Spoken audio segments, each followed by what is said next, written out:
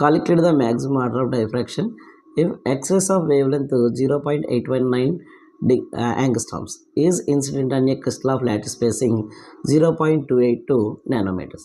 That means మనకి ఇచ్చిన data first రాసుకున్నట్లయితే okay, ఇక్కడ ఇచ్చిన దాంట్లో మనకి మ్యాక్సిమం ఆర్డర్ అన్నాడు. మ్యాక్సిమం ఆర్డర్ అంటే యాక్చువల్లీ మనకి బ్రాగ్స్ లా ఫార్ములా ఏంటంటే n lambda equals to 2d sine theta. Maximum అవ్వాలంటే కండిషన్ ఏంటంటే సైన్ థీటా ఈక్వల్స్ టు 1 అవ్వాలి. So sine theta equals to 1 అయింది అంటే మీనింగ్ ఏంటి? So n lambda equals to 2d. So అయితే మనం యూజ్ చేయాల్సిన formula n lambda equals to 2d. మరి డేటాలో ఏమి ఇచ్చాడు మనకి? సో డేటాలో ఏమి ఇచ్చాడంటే లాంబ్డా ఈక్వల్స్ టు 0.819 యాంగ్స్ట్రామ్స్ ఇచ్చాడు. దట్ మీన్స్ దాన్ని మనం యాంగ్స్ట్రామ్ ఈక్వల్స్ టు 10⁻⁸ కాబట్టి 10⁻⁸ సెంటీమీటర్స్గా రాసుకోవచ్చు. అదేవిధంగా మనకి లాటిస్ స్పేసింగ్ నానోమీటర్స్లో ఇచ్చాడు కాబట్టి వేవ్ లెంత్ని కూడా మనం ఏం చేసుకుందామంటే మీటర్లో రాసుకుందాం. 10⁻⁸ సి అంటే సెంటీ, సెంటీ అంటే 10⁻⁻2 కాబట్టి వేవ్ లెంత్ ఏమవుతుందంటే 0.819 ఇంటూ 10⁻⁻10 మీటర్స్ అయింది.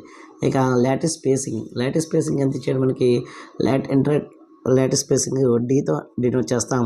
It is 0.282 into nanometer. Nanometer అంటే ఏంటి? నానో అంటే 0.282 ఇంటూ నానో మీన్స్ 10⁻⁻9 మీటర్.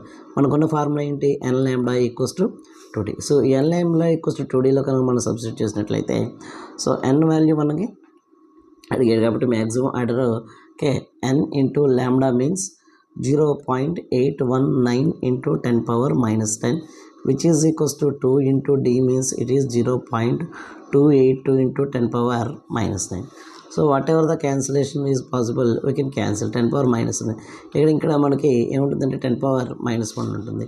మనం కాల్కులేట్ చేయాల్సింది n వాల్యూ కాబట్టి n equals to 2 into 0.282 divided by 0.819 into 10⁻⁻1. So దీన్ని కనుక మనం సింప్లిఫై చేసినట్లయితే మనకి 6.886 వస్తుంది.